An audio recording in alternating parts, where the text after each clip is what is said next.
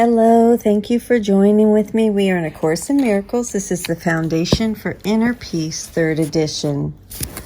Today we are on Chapter 13, The Guiltless World, and we're on Section 6, Finding the Present. We will read paragraphs 1 through 5 today. Finding the Present. To perceive truly is to be aware of all reality through the awareness of your own. But for this, no illusions can rise to meet your sight, for reality leaves no room for any error. This means that you perceive a brother only as you see him now. His past has no reality in the present, so you cannot see it. Your past reactions to him are also not there, and if it is to them that you react, you see but an image of him that you made and cherish instead of him. In your questioning of illusions, ask yourself if it is really sane to perceive what was as now. If you remember the past as you look upon your brother, you will be unable to perceive the reality that is now. You consider it natural to use your past experience as the reference point from which to judge the present. Yet this is unnatural because it is delusional.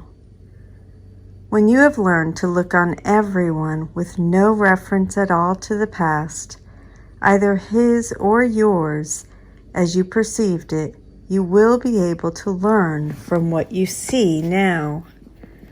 For the past can cast no shadow to darken the present unless you are afraid of the light. And only if you are, would you choose to bring darkness with you, and by holding it in your mind, see it as a dark cloud that shrouds your brothers and conceals their reality from your sight. This darkness is in you. The Christ, as revealed to you now, has no past, for he is changeless, and in his changelessness lies your release. For if he is as he was created, there is no guilt in him.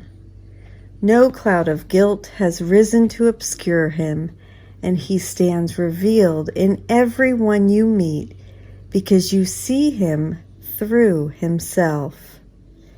To be born again is to let the past go and look without condemnation upon the present.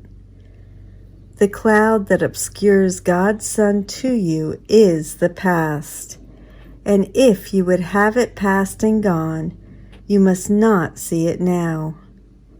If you see it now in your illusions, it has not gone from you, although it is not there.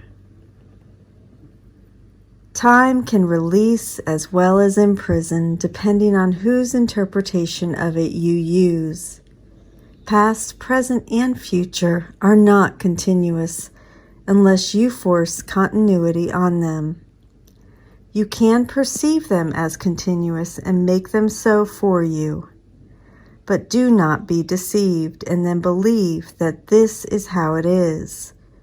For to believe reality is what you would have it be according to your use for it is delusional. You would destroy time's continuity by breaking it into past, present, and future for your own purposes. You would anticipate the future on the basis of your past experience and plan for it accordingly.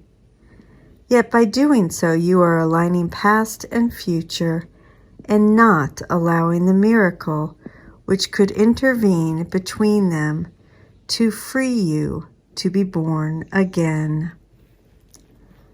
The miracle enables you to see your brother without his past and so perceive him as born again. His errors are all past, and by perceiving him without them, you are releasing him. And since his past is yours, you share in this release. Let no dark cloud out of your past obscure him from you, for truth lies only in the present, and you will find it if you seek it there. You have looked for it where it is not, and therefore have not found it. Learn then to seek it where it is, and it will dawn on eyes that see. Your past was made in anger, and if you use it to attack the present, you will not see the freedom that the present holds. We're going to go ahead and stop there today, and we'll pick up paragraph 6 tomorrow. We are in section 6 of chapter 13, Finding the Present. Chapter 13, The Guiltless World. Thank you so much for joining with me. I will see you tomorrow.